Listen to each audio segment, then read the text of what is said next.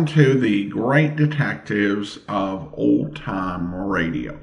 From Boise, Idaho, this is your host, Adam Graham. If you have a comment, email it to me, box13@greatdetectives.net. Follow us on Twitter at Radio Detectives, and become one of our friends on Facebook, facebook.com/Radio Detectives. Today's program is brought to you in part by the financial support of our listeners.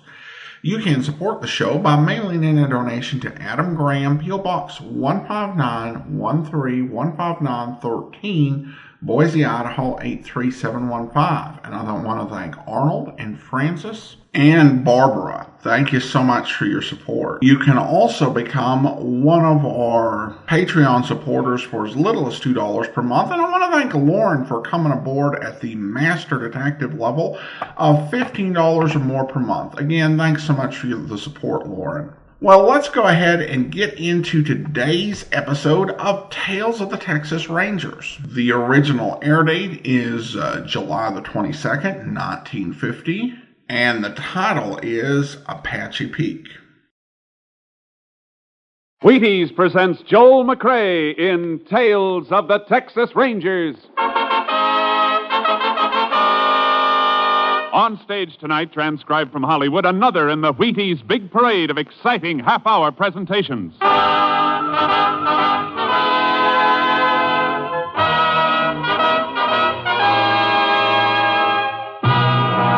Tales of the Texas Rangers, starring Joel McCrea as Ranger Pearson. Texas, more than 260,000 square miles, and 50 men who make up the most famous and oldest law enforcement body in North America.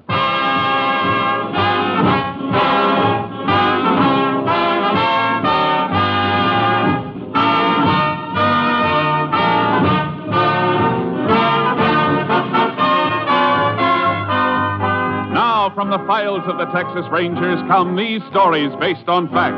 Only names, dates, and places are fictitious for obvious reasons. The events themselves are a matter of record.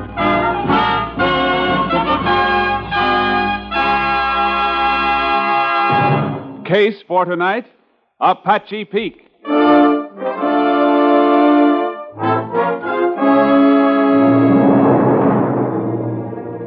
Shortly after midnight on October 4 last, a late model blue sedan came to a stop at a traffic light on the highway leading southwest out of Wichita Falls, Texas. While the driver waited for the light to change, a figure moved out from the shadows and tapped on the window of the sedan. Going toward Haskell, mister?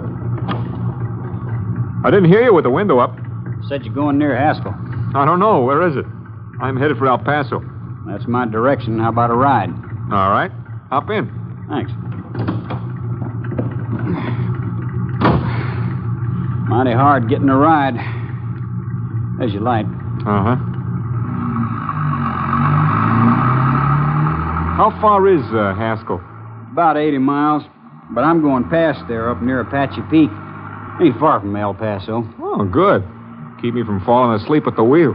I gotta be in El Paso in the morning. Business appointment. You from the east? New York. I guess the accent sticks out, huh? Reckon so. What kind of business you in? Salesman. Airplane parts. You get tired, I can drive a spell. Hey, that's a thought. As soon as I start to feel sleepy. Sure. Give you a chance to rest up. Good.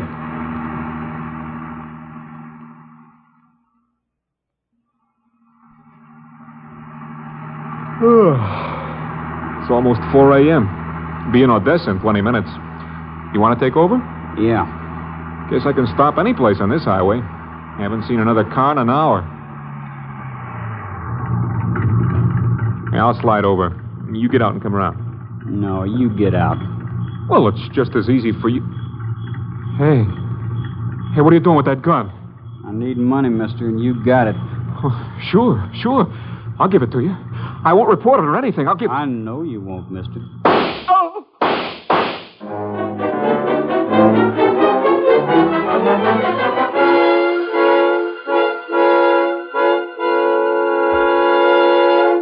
Tales of the Texas Rangers will continue in just a moment. Tonight, as special guest, Wheaties champion Robert Feller. Well, by golly, it's always fun to meet a Wheaties champion, especially when he's as nice a guy as Bob Feller of the Cleveland Indians. Hello, Bob. Hi, Ed. Are you seeing many baseball games these days? Oh, you bet, Robert. You eating many Wheaties these days? What a question. Well, I've been eating Wheaties for breakfast almost every morning for pretty close to 20 years. And still going strong, huh? Wheaties are mighty tough to get tired of. I guess Wheaties and milk and fruit will still be my favorite breakfast when I'm too old to climb out of the dugout. Well, that won't be happening for a lot of years yet. Thanks for stopping in, Bob Feller, a real Wheaties champ. You know, gentlemen of the audience, this man Feller has a wife and youngsters even as you and I. His paycheck depends in part on healthy energy, just as ours does. Get my point? We need 'em too. Wheaties, breakfast of champions. Get yours. And now, back to our story with Joel McCrea as Ranger Pearson.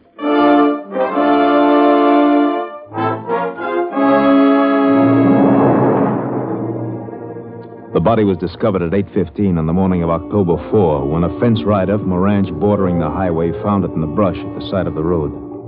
He reported the discovery to the nearest sheriff, and the sheriff relayed the report to the Texas Rangers. Ranger Jace Pearson was assigned to the case. There's the body, Jace, under that sheet. Where was he found, Sheriff? Oh, about 11 miles east. Must have been dumped out of a car. Shot 3 times. 1 through the neck and 2 through the chest. .38 caliber? Yeah. Coroner got 2 of the slugs.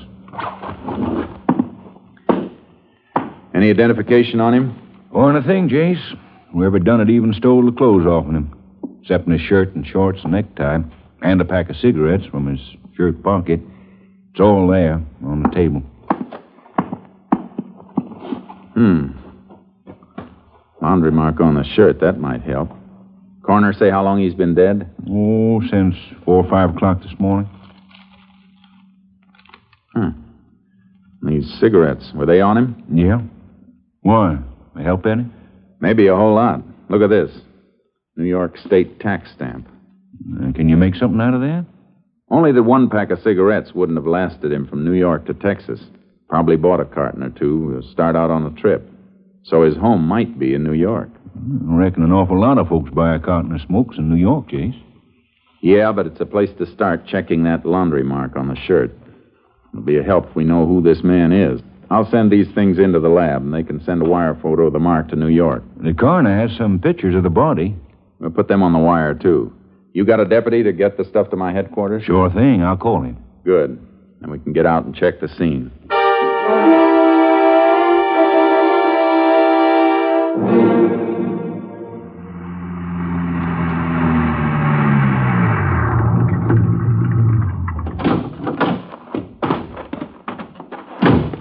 Had this little piece of road here blocked off so no cars could wipe out anything. Good. Yeah, body was found right in here. Yeah. Dragged in from the road. Back of the heel scraped along there. Clothing caught on the mesquite here. And what you picking off there? Little fibers of cloth snagged on here. Lab men get through with these and may be able to tell us what kind of duds they came from. Let's take a look at the road. Fresh set of tire tracks here on the shoulder, Jace. Yeah, I noticed them. Impressions deeper here. That's where they stopped. Look at the marks around it. Body was dragged out of the driver's side. That makes a difference? Means the dead man must have been driving. So, there's a good chance it was his own car. I reckon that adds up. But how about the other fella? Could be the same old story, Sheriff. A hitchhiker. Man'd have to be a fool to take a hitchhiker through this country at night. Yeah, a fool. The trouble with fools is most of them are nice people. And they don't rate being killed. I'm going to play a hunch. Make some work for the highway patrol. Captain Stimson's out on investigation. I may be able to reach him in his car. Unit 10 to Unit 3. Unit 10 to Unit 3. Unit 3 to Unit 10. Go ahead. Unit 10 requests all points bulletin alerting highway patrol and ranger units to stop and check all cars carrying New York State plates. The exhibits you sent over have arrived, Unit 10. You're not just going on that cigarette tax stamp, are you? No, Captain. Murder scene check indicates victim was driving car he was dumped from. Might have been his own. Worth trying, I guess. How soon can we expect report from New York police on laundry mark? That'll take time, Unit 10. We'll keep you informed. Lab reports on exhibits in a few hours. We'll keep Unit 3 informed if I move from this location.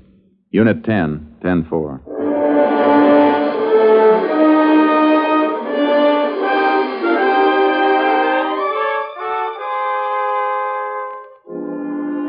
After the 10-4 sign-off, I took the sheriff back to his office. And that's when the hardest part of all hunting began, the waiting. The only thing we knew for certain about the murder car was that it was heading west on the road to Pecos and El Paso. I headed the same way, stopping to ask questions at all the smaller towns, the cafes and service stations, wherever a man on the run might risk stopping. But all the answers were the same. New York car, you say? No, I don't think so. I only saw one out of state all day from Oklahoma. Well, thanks anyhow, ma'am. Sit down, have some coffee and pie, Ranger. Oh, no thanks. I gotta find a fellow.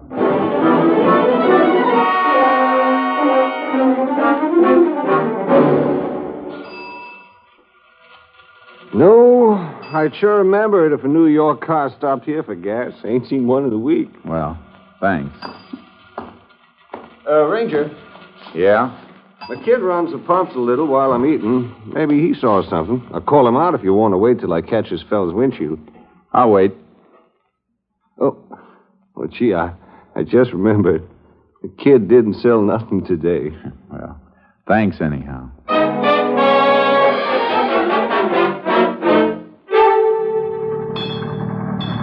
We've been working on the road all day, senor, but we don't notice nobody.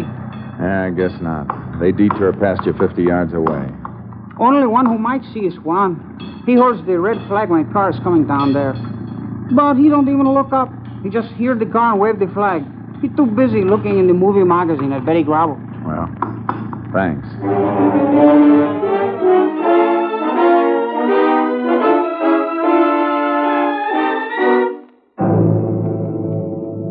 By nightfall, I was just outside of Pecos. I pulled into a grove near an auto court, a place I'd stopped before. Let my horse Charcoal get down from the trailer. Barely got him unloaded when another ranger car pulled in.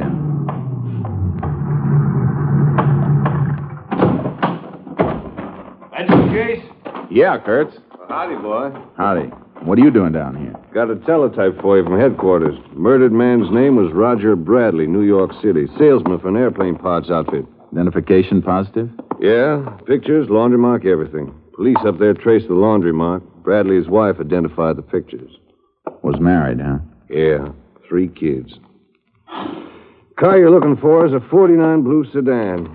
Here's the make and license number. Highway Patrol hasn't spotted it anyplace. Nope, but here's a list of all the clothes Bradley was carrying on the trip. Pretty complete description. Can't understand why nobody's seen that car. Killer might have gotten out of the state. Had a good start. I hope that isn't it, Kurtz. 3 kids have to grow up without their father because of a gun-crazy hitchhiker. I know what you mean. Let's hope he's still in Texas. If he is, we're going to find him.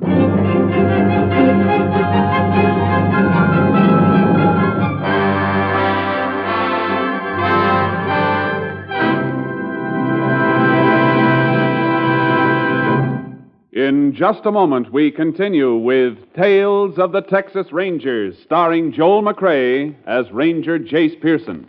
Next time you bounce out of bed in the morning, well, you do bounce, don't you? Well, okay, let's say next time you get out of bed, head for the Wheaties. Sure enough, head for the Wheaties at 7 a.m. and see how they help at 11 a.m. Yes, they can make a difference at 11, and they can make a difference at the breakfast table. It's likely to be a pleasanter place with a bowl full of crisp little old Wheaties next to your spoon and napkin. The reason is, of course, the wholehearted whole wheat taste of Wheaties. You're getting all that sweet-as-a-nut whole wheat flavor in every Wheaties flake. Pour on the milk, put on the fruit, and dig right in to one of the finest openings any morning ever had. And then, see how much finer the morning itself goes when you've started with Breakfast of Champions. That full whole wheat really gives with vitality, you know. There's a whole kernel of wheat in every flake of Wheaties. Now see if you don't notice the difference all morning long. Less of the mid-morning slump, more of the up-and-at-'em punch. Know what I mean? All right, then. You try it. Tomorrow, next day, for a good breakfast, for a good morning, start with Wheaties. See yourself how Wheaties at 7 can help at 11. And now, back to Joel McCrea as Ranger Jace Pearson in Tales of the Texas Rangers.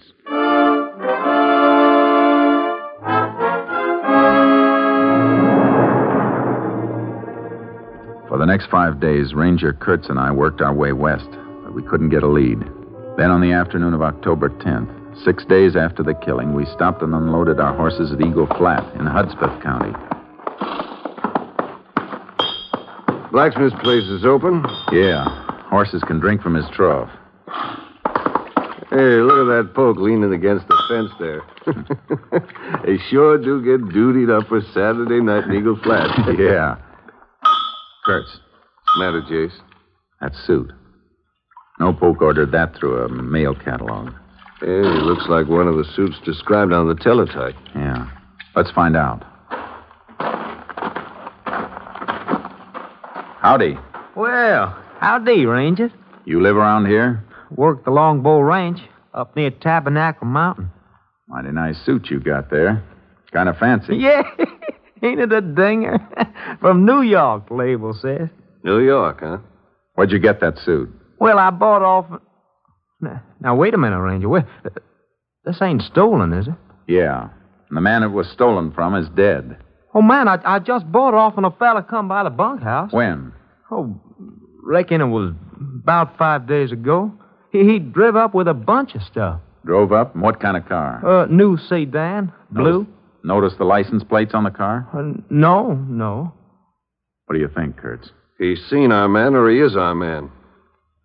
Were you on the ranch October 4th?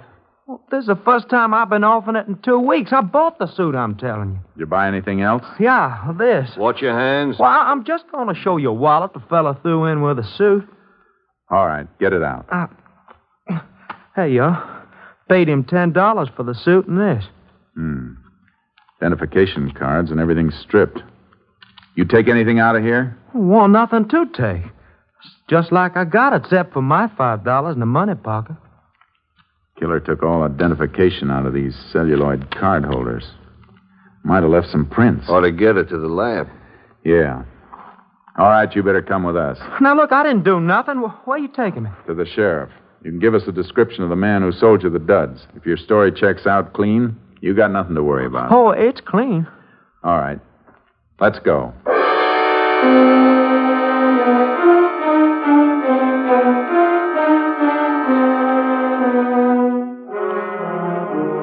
We checked the poke's story at the Longbow Ranch. He was telling the truth, all right. At least we had a description of the man we were after now. About 20 years old, dark, 5'7", about 140 pounds. Kurtz and I unloaded our horses. Which way we riding, Jace? Come on, boy. Head north, into the hills.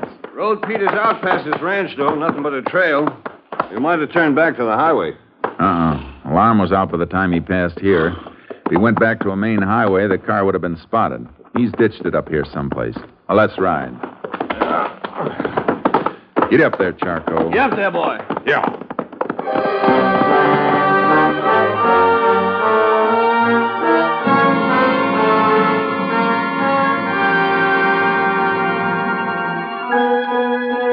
We rode north from the Longbow Ranch, cutting into the mesquite and cedar that flanked the road.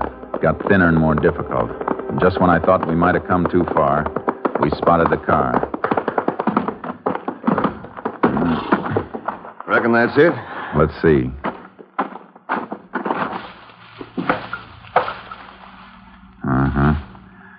Smart. Rolled it into a gully and then covered it with dirt and grass. Nobody'd ever spot it unless they were looking for it.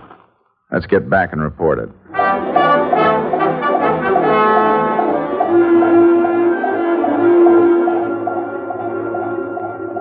Unit 10 to KTXP.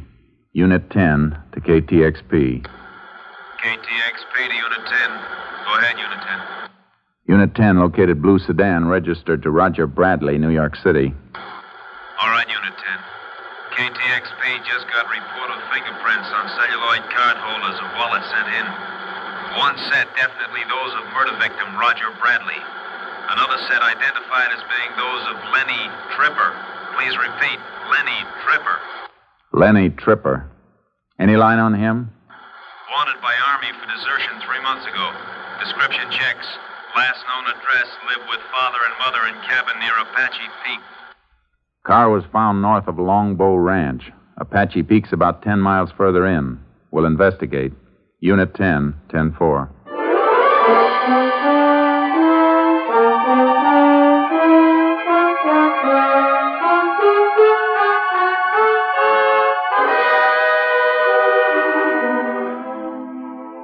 It was sundown when we got started. The country we had to go through is tough enough by daylight. It was after midnight when we sighted Apache Peak.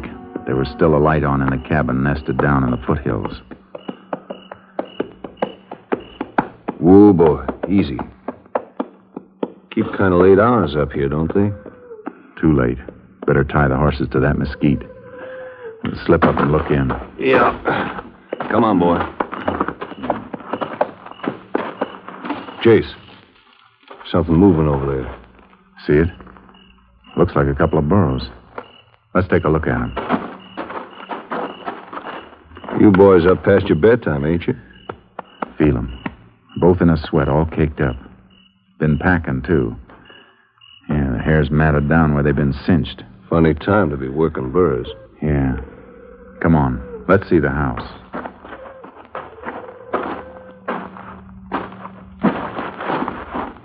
Look through the window. Man-eaten. Not our boy, though. Too old. Must be Tripper's father. Look, there's the old lady, too. You go around the back way, and I'll go in through the front.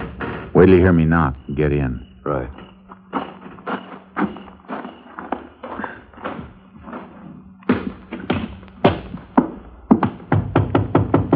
Open up. Who's there? Texas Ranger. What do you want? Lenny Tripper. He ain't here. Mind if I come in and make sure? Let him in. Come on. Oh, what? Just another ranger at the back, Mrs. Tripper. You want to let him in, too? Go ahead, man.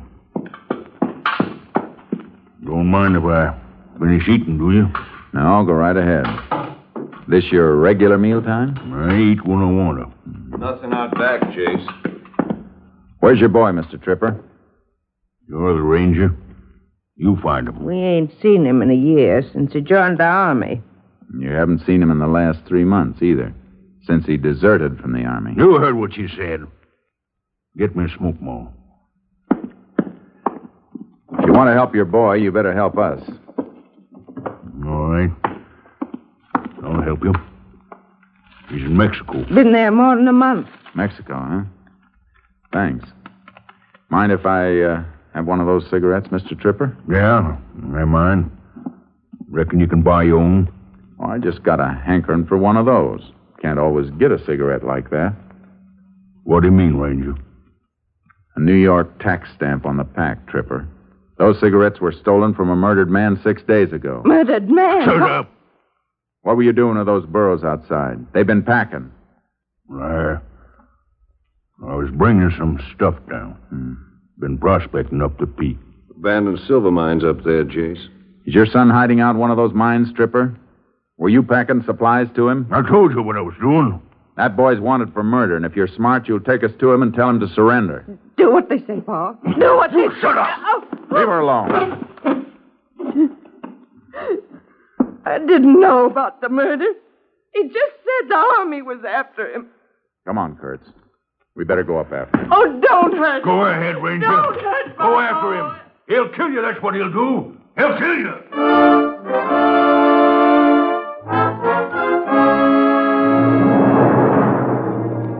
We had to go up on foot. It was too treacherous for the horses, and trailing over that rocky ground in the darkness slowed us to the crawling speed of an overfed snake. There got to be less earth and more rock, and the burro tracks grew fainter, so we tried to pick them up by moonlight and flashlight. It could have gone in any direction from here, Jace. Can't pick up a mark. Seems to level off a bit on that shelf ahead. Might be a narrow trail there. Hope so. Getting steeper. Not too steep for burros. Kurtz. What? A dwarf oak here. Flash your light.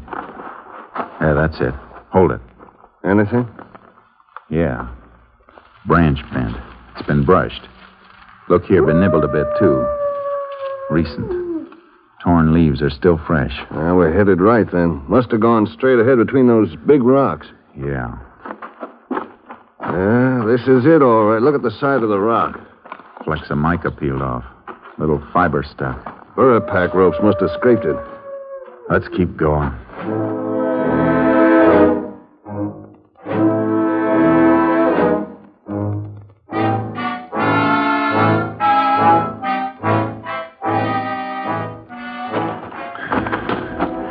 We finally reached the summit where the oaks and cedars fought for whatever slight grip their roots could get on the earth between the rocks.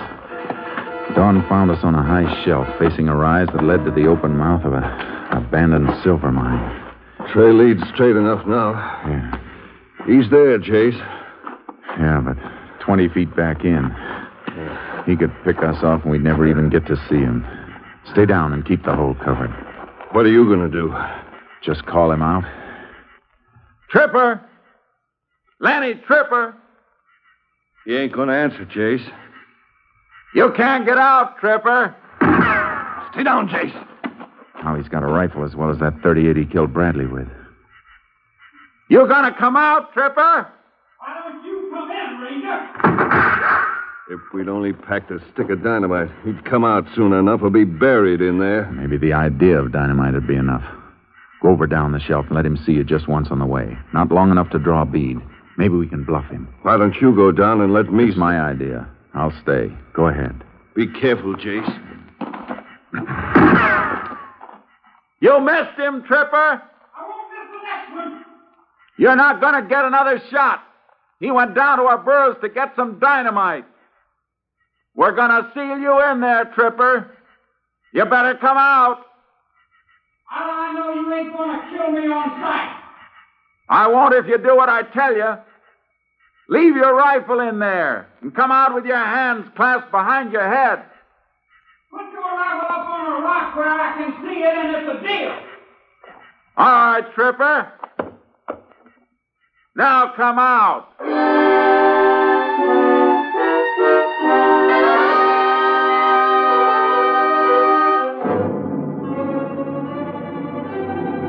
He came out of the shaft slowly, first a blur, then into the light with his hands behind his head. I got up and he walked toward me. He wasn't wearing a gun belt, but there was something in the way he moved that made me keep my hands close to my holsters. Then he made a quick sidestep and his hands came from behind his head and I caught the glint of a .38.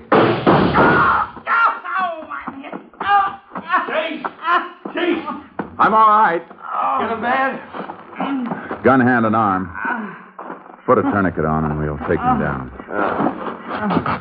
What's the matter with you, Jace? You look kind of funny. Just thinking of his folks down there. His mother and even the old man. Just trying to help him because he belongs to them in spite of everything he's done. Now, folks are like that. We gotta bring him in and break their hearts. Yeah. Makes you wonder why he ever wanted to wear a badge. Until you remember the man he killed and the 3 kids who'll have to grow up without him. That makes you know you couldn't ever want to do anything but wear a badge. There's a tourniquet. That'll hold him. All right, Tripper, on your feet. Let's go.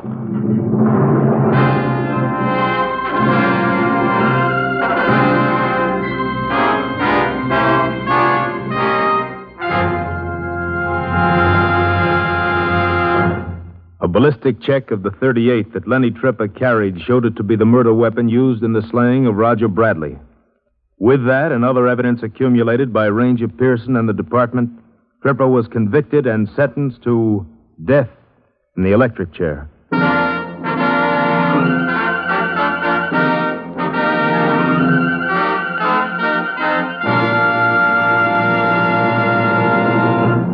Well, Joel, you did a fine job of clearing up that case.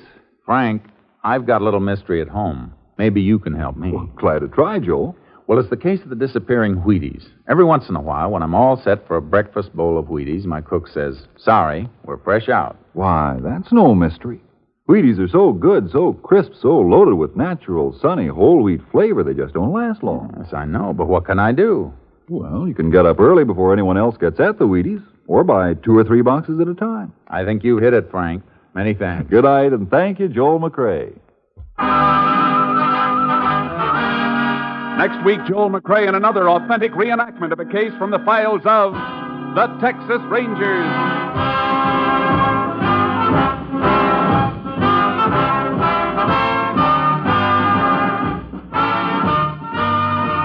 Joel McRae will soon be seen in the MGM production Stars in My Crown. Tonight's cast included Tony Barrett, Bill Johnstone, Sam Edwards, Paul Duboff, Byron Kane, and Virginia Gregg. And this is the Wheaties man, Frank Martin, inviting you to listen on Monday to Frank Lovejoy and Night Beat on the Wheaties Big Parade. See you then.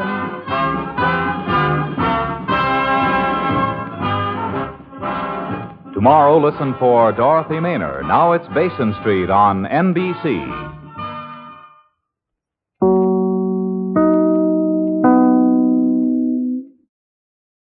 Welcome back. I guess you know a Texas Ranger is on a serious case when you offer him coffee and pie and he refuses. This was also a case where we witnessed the murder, but we still had the opportunity to have a good mystery because we had no idea who this person was, which is true to a lot of these sort of murder cases. Now, according to Radio Gold Index, the events in this story were based off events that occurred October the 4th of 1949. Well, at any rate, let's go ahead and turn to the listener comments and feedback now. And Arnie writes, "Dear Adam, I've been enjoying your programs on your podcast for many years. I contribute what I can because I want to keep you going." Thanks so much. And I really appreciate that. And Barbara writes, "Love your podcast. Thanks for all your hard work." And then we have an email here. This one comes from Dan, who writes, "Hi, Adam. I just wanted to say I really enjoyed listening to the pilot episode of Tales of the Texas Rangers. Imagine smart, normal country people. It also reminded me of something about old-time radio I have stuck in my craw. While stereotyping of certain groups is well documented, I never hear anyone mention how about every country person or cowboy in old-time radio series are rootin'-tootin', gun-shooting yahoos with single-digit IQs or hillbillies that call everybody ma and pa and couldn't think their way out of an outhouse. The stereotyping and painting with broad brushstrokes even extended to yours truly, Johnny Dollar. The disdain of big city writers and producers for country folks is palpable. It really bothers me and undermines the considerable affection I have for old-time radio shows." Well, thank you so much, Dan. Appreciate the note. I think there is something to what you're saying, and I can appreciate the sensitivity to it. During my younger years, I spent most of my time living in the country or in small towns. I mean, my family had a few stints in places like Boise, Salem, Mesa, which is outside of Phoenix, but the largest place that I lived more than 4 months in before I turned 22 was Kalispell, which I talked about in the Yak Mystery Matter. That said, I think that I would not say the portrayal was of all country people or all people who live outside of big cities. There are quite a few old-time radio programs that are set in small towns with a lot of characters portrayed positively. Places like River's End in Dr. Christian or Springfield in The Mayor of the Town. And many programs have a very strong sense of nostalgia and affinity for the farmer, for people who live in rural areas. So it's not a universally negative portrayal. I do think that a lot of comedy at the time was based on some very broad stereotypes. And I think, the best comedy is kind of able to be funny in spite of that, or could go beyond that. But some just never does. And some of these stereotypes were based on things that people experienced in real life. There were people in rural areas who didn't think much of education. There were people who were very suspicious of strangers. Certainly some of this is over the top, as I talked about back when we did Adventures of Billy Swift. But I lived in a small town once where no one ever called me a foreigner, at least not to my face. But there was a suspicion of me even after I'd lived there for several years. Just like when I was, just trying to gather what the town history was, which is the type of thing that I'd be interested in anywhere that I live. Now, of course, that doesn't make the stereotyping right, but that's where it comes from. It comes from, some of the experiences that show people had. And it's one of those things, whatever, you come from in life, whatever background, wherever you lived, if you listen to old-time radio, you'll find things to be offended at because of the time it was made in. And one thing to consider, if old-time radio really had something against people in the country, think about the way so many people who lived in cities were portrayed. Particularly when you get into a lot of dramas that go through how neurotic or amoral so many people living in the cities are. So I can appreciate your noting the stereotypes and some of those portrayals in old-time radio, but I don't think it's quite as pervasive, and I think that there's particularly uniquely pervasive use of stereotypical humor for people who live in the country, particularly when compared to so many other groups. But thanks so much for the comment, appreciate it. And now I want to go ahead and thank our Patreon supporter of the day. Thank you to Tom, Patreon supporter since December of 2019, currently supporting us at the shameless level of $4 or more per month. Again, thank you so much for your support. If you are listening to this program on YouTube, be sure to subscribe, mark the notification bell, and like the video. I will be back next Saturday with another episode of Tales of the Texas Rangers. On Monday, though, we'll be back with another episode of Casey Crime Photographer, where... I'm going to phone Logan right away. Wait. What? What's the matter? If the man in this coffin was an imposter, Von Telberg is responsible. Von Telberg killed my real father. I'm afraid so. Then Dr. Von Telberg owes me a life for a life. The cops will make him pay. Oh, no. I'll make him pay. What? And you won't stop me. Larry! You carry a gun, I see. I've always carried it for my own protection. But now it'll be used for something else. I hope you'll be with us then. In the meantime, do send your comments to box13@greatdetectives.net. Follow us on Twitter @Radio Detectives and become one of our friends on Facebook, facebook.com/Radio Detectives. From Boise, Idaho, this is your host, Adam Graham, signing